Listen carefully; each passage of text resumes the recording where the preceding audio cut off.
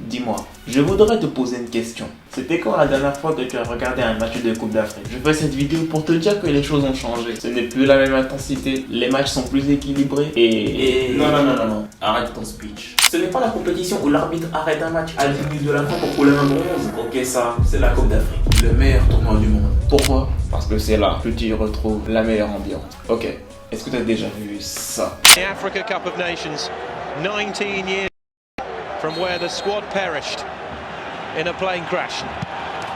It's in!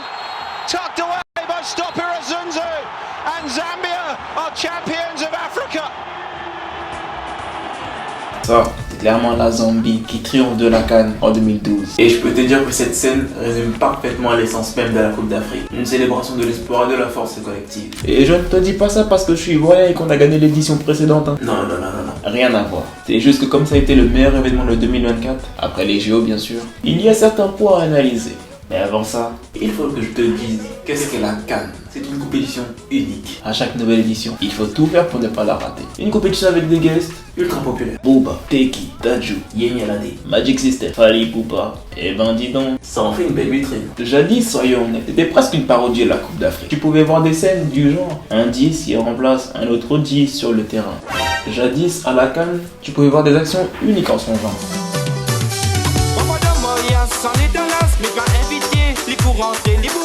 Jadis, à la CAN, tu pouvais voir des scènes entre soigneurs et joueurs qui nous font poser beaucoup de questions quant à leur relation dans les coulisses.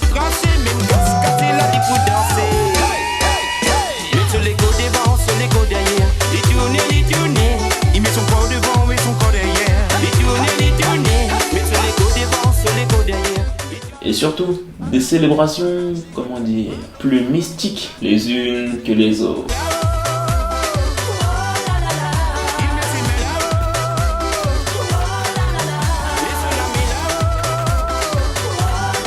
Bon, certaines choses sont restées identiques. Et aujourd'hui, beaucoup de choses ont changé. Tellement changé qu'elles me permettent même de te dire pourquoi la CAN est meilleure que l'Euro.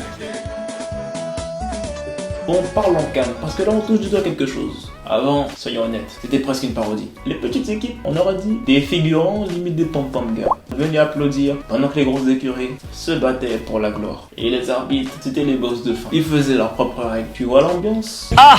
Et comme dirait l'autre philosophe Kylian, le football a changé. Et devine quoi? La CAN aussi. L'édition 2024 a tout éclaté. Même les petites nations, celles que tu ne prenais même pas au sérieux, genre l'Angola, le Cap-Vert, le Mozambique, elles t'ont sorti des matchs, du jeu, pas des passes à 10 ou des je balance et je prie. Non, du vrai football. Regardons côté favori. Tiens, l'Algérie par exemple. La grande Algérie. Oups.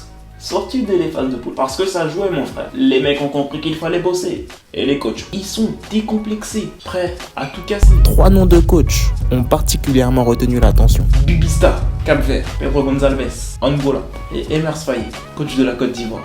Ces gars-là, c'est pas des rigolos. Ils sont venus avec des plans, des idées et des résultats. À cette CAN, il n'y avait ni petit, ni de grand. Tout le monde s'est pointé pour affirmer son truc. Et franchement, c'est ça qu'on veut. Même le Maroc, on croyait invincible, après leur épopée en Coupe du Monde, ne s'en est pas sorti.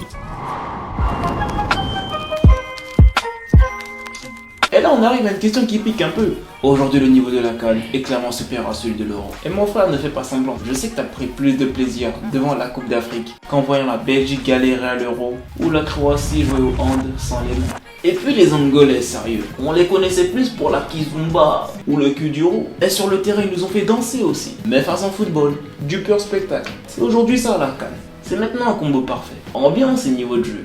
Avant, c'était des tribunes en folie, mais sur le terrain, ça tâtonnait. Cette édition en Côte d'Ivoire, c'était un feu d'artifice. Des nations qui jouent, qui prennent des risques. Et toi, spectateur, t'es comme un gosse devant un sapin de Noël. Alors voilà, je pose ça là. Est-ce que la CAN peut aller concurrencer la Copa América? Je veux ton avis en commentaire. Et si tu es d'accord avec moi ou pas, balance un pouce bleu, partage. Et abonne-toi parce qu'on n'a pas fini de parler de ce chef-d'œuvre qu'est la Coupe d'Afrique.